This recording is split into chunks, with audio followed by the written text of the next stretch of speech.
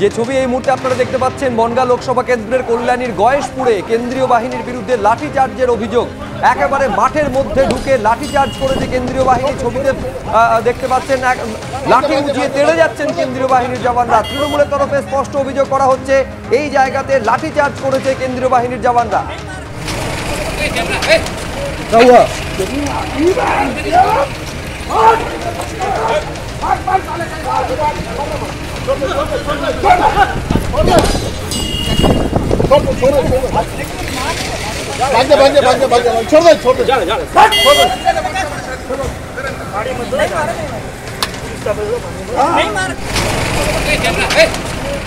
আরো বিস্তারিত আমরা এই নিয়ে জানবো, সরাসরি কথা বলবো আমাদের প্রতিনিধি সুজিত মন্ডলের সঙ্গে। ছবিতে অন্তত যেটা দেখা যাচ্ছে সুজিত, বেশ কিছু মানুষের দিকে লাঠি উঁচিয়ে তেড়ে যাচ্ছেন কেন্দ্রীয় বাহিনীর জওয়ানরা।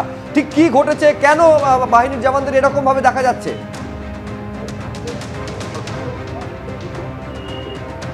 দেখো সুব্রজিৎ, যেটা বলি বনগাঁ লোকসভার অন্তর্গত এখানে আমরা যেখানে রয়েছি কল্যাণী বিধানসভার গয়েশপুর এবং গয়েশপুর 4 নম্বর ওয়ার্ডের আমরা যেখানে রয়েছি গয়েশপুর যোগাযোগ সংঘের মোড়। এখানে মূলত বেশ কয়েকজন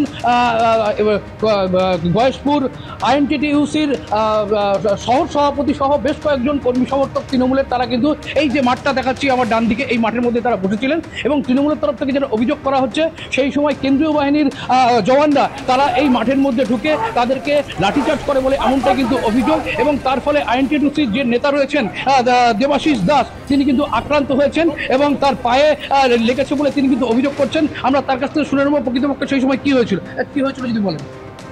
দেখুন, আমরা তৃণমূল কংগ্রেসের কর্মীরা সবাই এখানে শান্তিপূর্ণ গণতন্ত্রপ্রিয় ভোট হচ্ছে, সবাই হাসি খুশিভাবে সকল মানুষ ভোট দিচ্ছে গিয়ে। সেই সময় কারও উস্কানোমূলক মন্তব্যে সিআরপিএফ এসে বেদরবভাবে আমাদের তৃণমূল কংগ্রেসের কর্মী যারা ছিল তাদেরকে সবাইকে লাঠিচার্জ করা শুরু করলো, অকথ্য ভাষায় খিস্তিকাবারি বাজে বাজে ভাষা করা শুরু করলো। ফলে একেবারে তৃণমূলের তরফে অভিযোগ করা হচ্ছে যে কেন্দ্রীয় বাহিনী লাঠিচার্জ করেছে তাদের উদ্দেশ্যে।